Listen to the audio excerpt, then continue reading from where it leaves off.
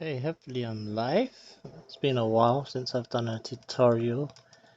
I'm gonna do a simple, hopefully simple, we'll see, like a little drag and drop video player. So we have a menu that we can drag clips out of and drop them into our space, and it triggers a video clip. So let's get started. We need an axis, so we're gonna build our thumbnail to start off with, which will be the item we're dragging and dropping. So let's build our thumbnail. So we've got an axis. Let's get a rounded rectangle. Now you can find the rounded rectangle in geometry tab, rounded rectangle. So this will be our frame. So you can name all of this. So this will be the frame, and let's give it a color. So I'm going to give it a solid color, and you can go with whatever color you want. And let's scale this up. So I'll say 16 by 9. Nice and big for now, and let's just make it a bit more rounded. There we go. So we've got a frame. All I can do is duplicate this, change the base color to white, and add a texture, which will be our thumbnail. So I'm going to load in the texture. Now I have a texture already loaded with say a movie thumbnail, for example, and I'll just change these values here. Let's bring this down. So we have a little frame around our thumbnail. And you might want to change the round size in here. There you go. So this is our thumbnail. There we go. Thumbnail. So what do we need next? We need to merge this into a container. So if I right click, merge the container, or shortcut as you can see, Control M.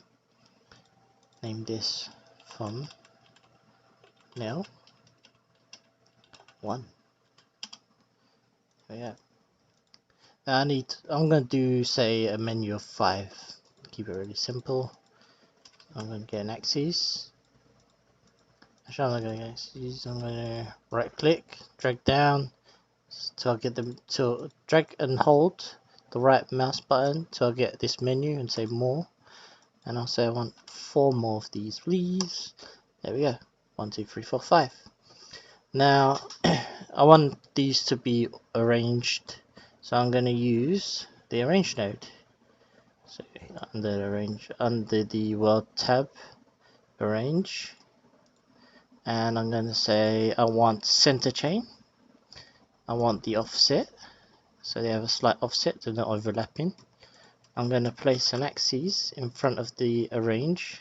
I'll call this menu, like this, and I'll scale this down so it fits my screen, like so. Now you can position this to where you want, so I'm going to position it to the left, which makes more sense for me because we want to drag this thumbnail into the open space and trigger a video clip. Cool. So let's go into thumbnail 1. We're going to work with thumbnail 1. So thumbnail 1, let's make sure we've got the right one. Thumbnail 1's down here, so maybe I want to change the order of this so it's easier for me. 1, 2, 3, 4, 5. So 1 is at the top now, then it'll be 2, 3, 4, 5 like that. I guess just the way the arrange node works, it's doing it 1 to 5 that way. But yeah, so let's work on thumbnail 1. So we want to add a touch translation node on this, so we can move this around, like so we can drag it, should I say. So let's go into interaction. Let's look for touch translation. Let's use that. So I'm going to place it just in front of the after the axis, in front of these two, so they're parented like this. Now you can see I can drag this out. It'll start to go crazy because the arrange node is fighting the arrange node. So if I reset this, because the arrange node is trying to keep the Y position, and it will start to look buggy and go crazy. So hit reset for now. So what we want to do is say, well, we're not changing the Y axis, so we're going to set that to 0 and the max to 0, and we're going to turn the active on. I'm going to turn our minimum to X to 0, and the max X, say 25. I'll just put a random value, and let's just drag it. There you go. So now it's going 0 to 25. Now you can expand this value to say 30. Depends on how far you want to drag it. To be 25 will be fine. You know. So we want to say when the user drags this, we want this to disappear and trigger a video clip, and then this kind of rearranges itself, you know, so it's not like this, so it lines center to the screen, so it looks nice, still looks nice on screen. So let's do that. So we've got this, and we want to we need an expression to say we need to monitor this X value. So when it hits 25, we want to say scale down. Okay, so we need an axis, and we're going to put it in front of the and let's put it after. Let's put it after, before the touch translation, and call that scale, like that. This one we can just leave as default. So this one we're messing around with, so scale. And what we need is let's use a float expression. Float expression.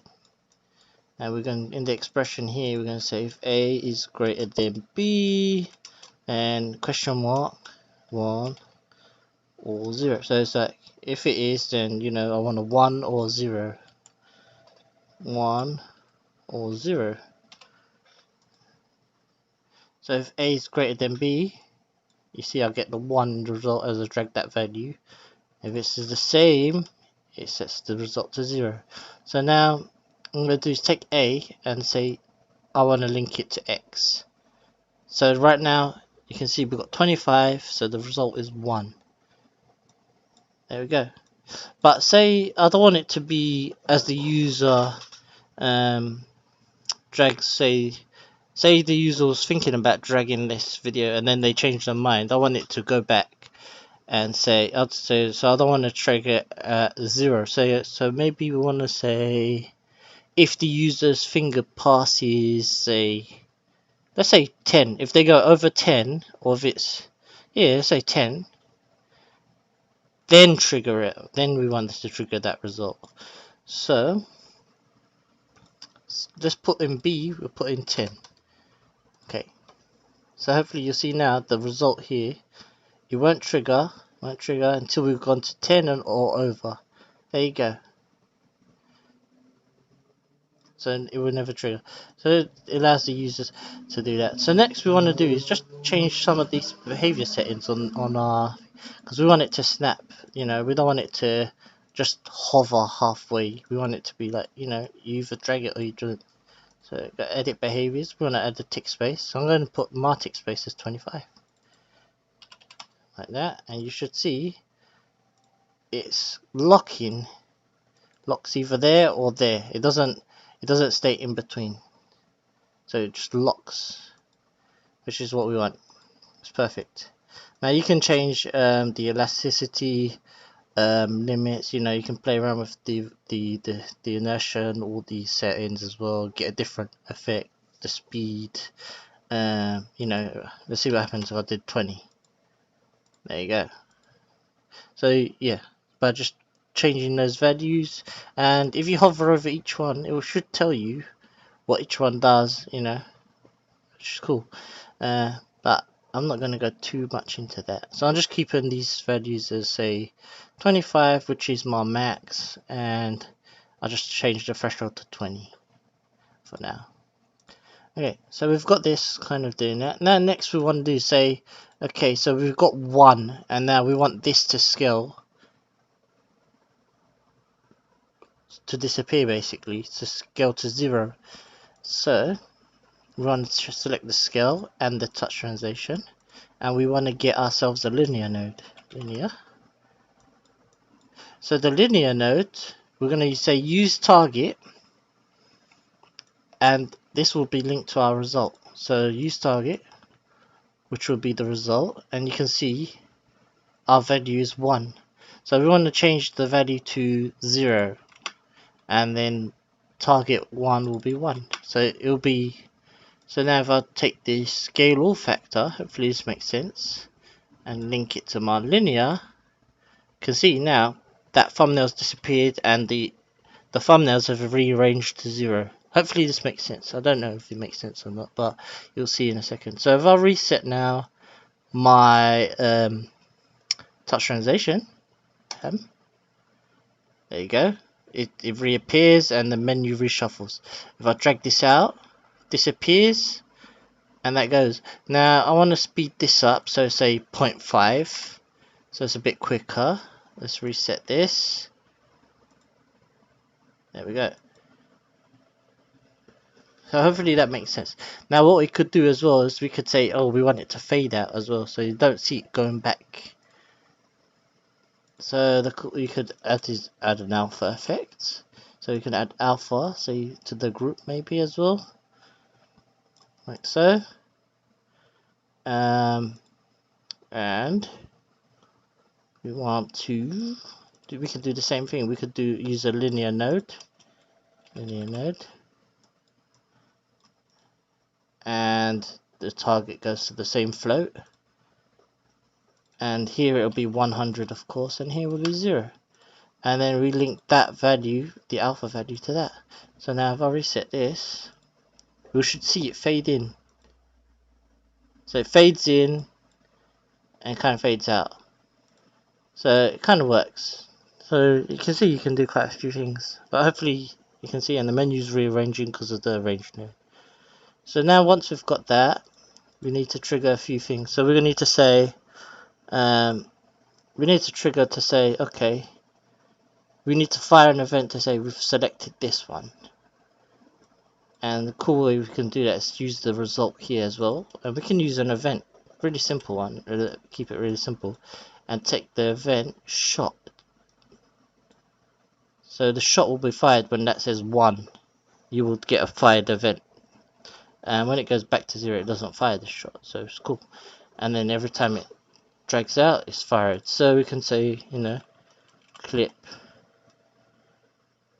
triggered. So this will be our clip triggered. Clip trigger. I don't know what you can call it, whatever you want, but I'll call it that for now. I'm just going to try to keep this tidy.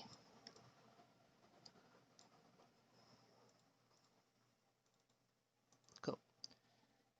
And oh, make sure we expose that as well. So let's go to that clip trigger. That fired event. Clip triggered, fired. That's fine. Cool.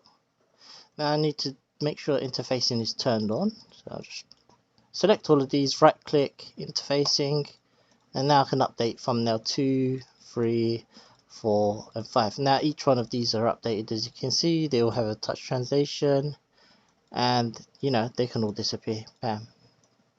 There you go, they all disappeared. But that's not what we want. We want them to say reset the other one, and you know, you can only do one at a time.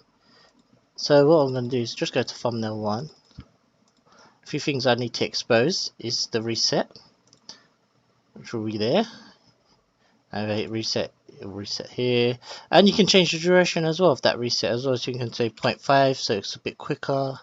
So now if I hit reset, you know, you can experiment with the animations on this as well.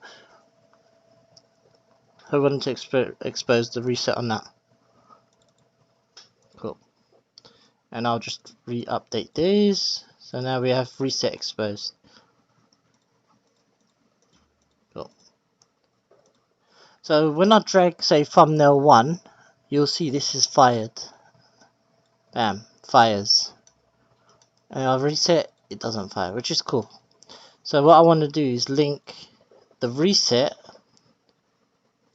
to each, so they reset each other as you trigger them. So 1 will go to 5, so like this, and then reset 1, 3, 4, 5, and you'll see then they should only reset each other. So 2, 3, 5. Hopefully it makes sense. We're not doing anything complicated. 3, 4, 5, and 5 to 4, 3, 2, 1.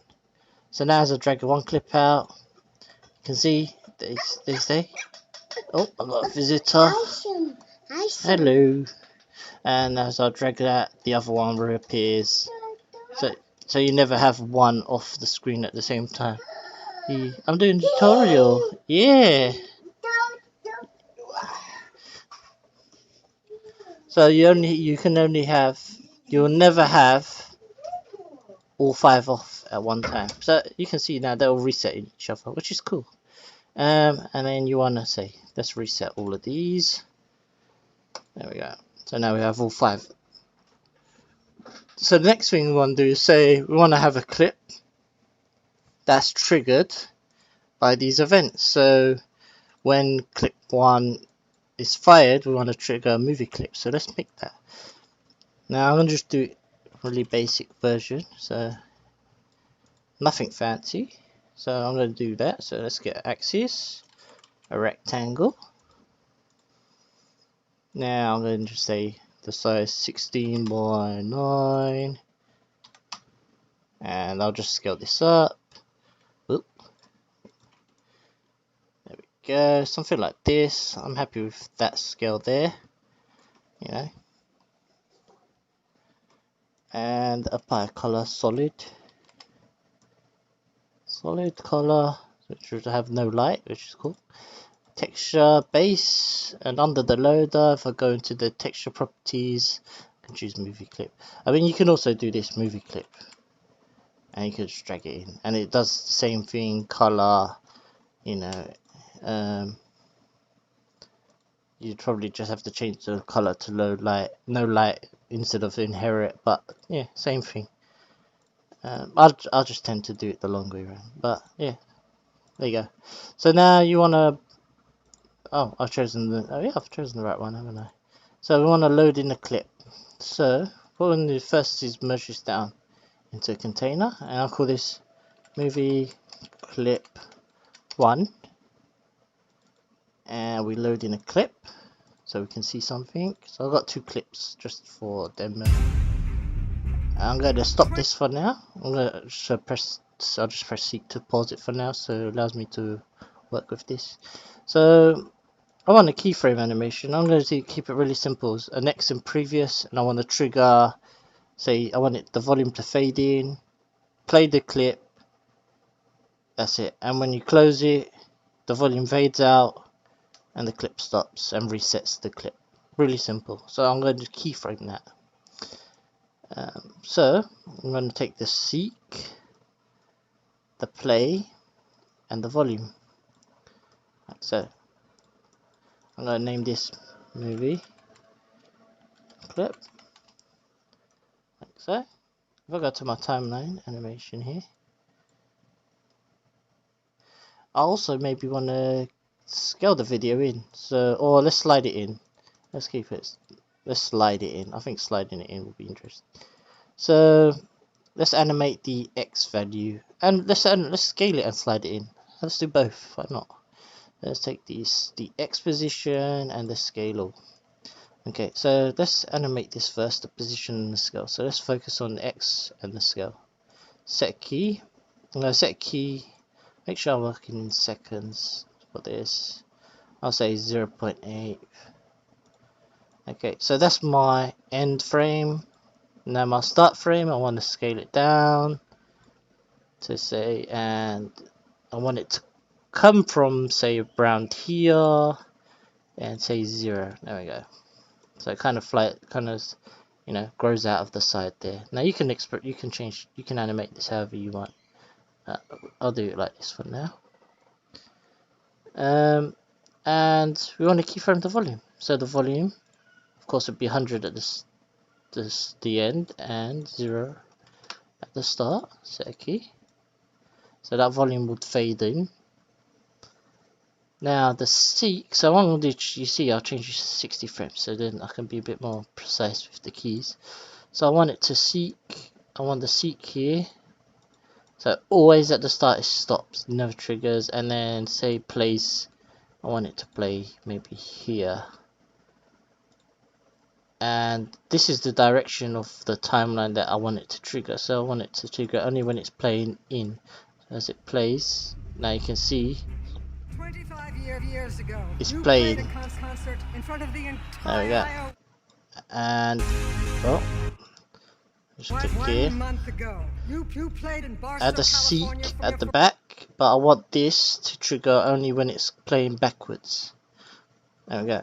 So now I'm going to add two states. I'm going to press Shift S just as a soft state and Shift S here. So we've got next and previous. So if I hit, make sure I hit next, clip triggers. Oh, make sure I put this in. There we go. So next, clip triggers, previous, clip stops. There you go. And we want to trigger this clip in and out. Really simple. Before we do that, let me stop this clip where it is. I want to add a close button. So I'm going to parent a text, 2D text, and I'm going to move this so we can see it in the top right here, and just call this X. Just type in X. You can design your own close button or whatever you want. I'm not really designing anything fancy. Now let's put a background so it's easier to see that clip. So add a 2D gradient or something, a bit of color or something, nothing fancy. There you go. Now you can see the clip better. Okay. So we've got this close button, and I want a volume. So volume. Give it a volume like this, and an axis here. If you turn the bounding box on, you can see the volume better. There we go. And position this where the X will be, the close button. So you got a bigger bounding box area for hitting that close button. And we get a touch button. Touch button. Place this in front of the two. So this is our close. You can name this close. Take the animation, and you can say previous, close, single tap. Now I want to expose the single tap here, so maybe I'm going to say close single tap, which is cool. It's done that for me. It's taken the name and it says single tap close, and I want to expose the next as movie clip, and I'll just rename this play. So I've exposed the next out and the close trigger out. So now we can link these. So we can say when you drag this one, you close that, and when you play this one when you open. Hopefully it makes sense. So let's see if it works. So if I hit play here, that's playing. Press close, that closes, correct? And we've got that ready. So what I'm going to do is just get an axis, and I'll call this clips or something, I'll just duplicate this down. 2, 3, 4, 5. So I've got 5 clips.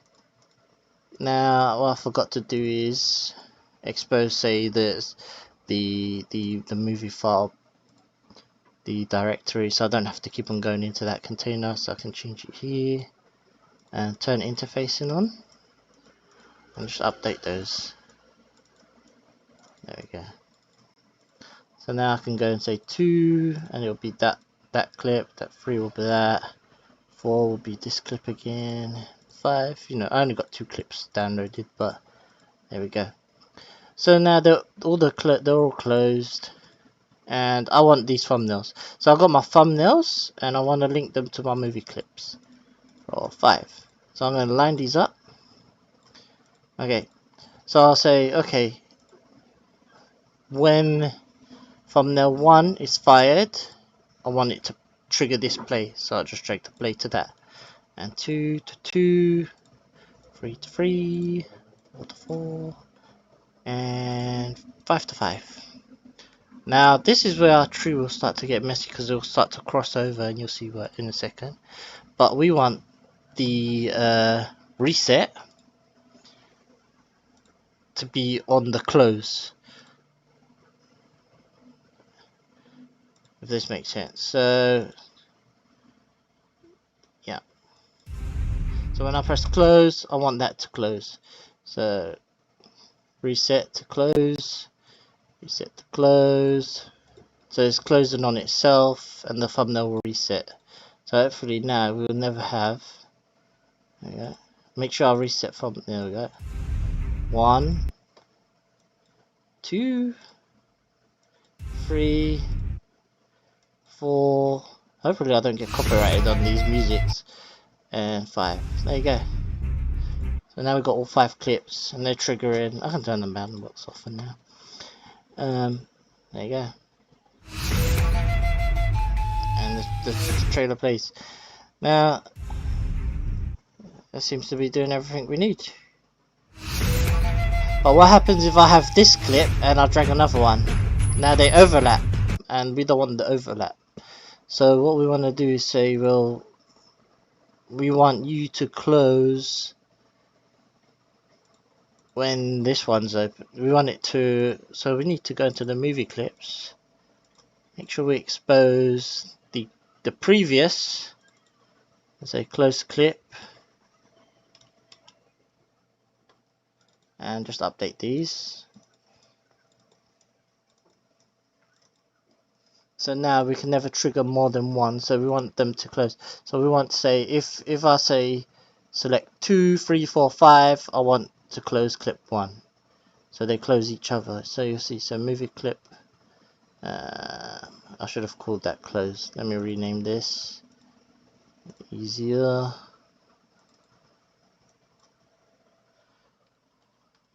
Close. Movie clip. Let's just update these. Now you see, yeah, for this ghosted movie clip, now what you can do is just select all those, say clean up, and that disappears. Okay, so what we're going to do is go close clip 2, 3, 4, and 5, and then 1, 3, 4, 5, 1, 2, 4, and 5, and this one would go to 1, 2, 3, and 5, and then this would go 4, 3, 2, 1, 4, 3, 2, 1. So you can never have 1, 2 at the same time. They will close. They always close each other, no matter what. So drag that. There you go. We always have 1 clip on the screen at a time. Hopefully this makes sense. I mean, this can get messy, and if we get bigger, then you'd probably use some script rather than, you know, if this, and you know, this is. I mean, it's not too bad for something small like this.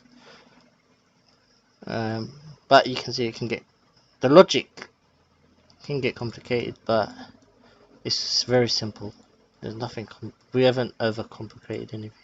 So there you go, we've created a video player that you can drag and drop, have the menu, and the menu is rearranging itself to do that, which is quite cool. 25 years ago, you played a concert in front of the entire world. There you go. Say you wanted to say, and the cool thing is, say you want to change that menu to say, you know, I don't want this to be center chain anymore. I want it to be, let's say, left chain, like this. I'll reset that and space it, and I want this menu to sit at the bottom of my screen. It's not too difficult. There you go. You know, you just change that arrange node. Now you'll need to change the thumbnails here on the translation, so you'll need to change the, instead of X it'll be Y, for example. So you'd say, okay, A is now Y, and then you change your Y properties, so you could say 0 this out and say maximum here is 25. And if I update my thumbnails now, 2, 3, 4, and 5. Now if I drag up, the clip plays, and now it's set to left chain. So you can set this to center chain, and like that. Close this. There you go. And you know, I just changed from X to Y really quick. I can move this clip. There we go. Remember, you'd have to change your clip animation where it's starting from, but hopefully that makes sense. 25 years ago. There we go.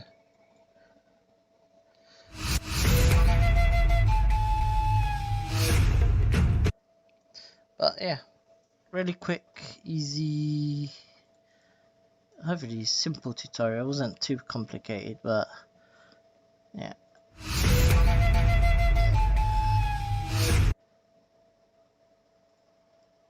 But yeah, just have a play, you know, try different things, experiment, like I say. I'll try to make more movie clips. Well, I mean, not more movie clips, but more videos. I always say I do try when I can.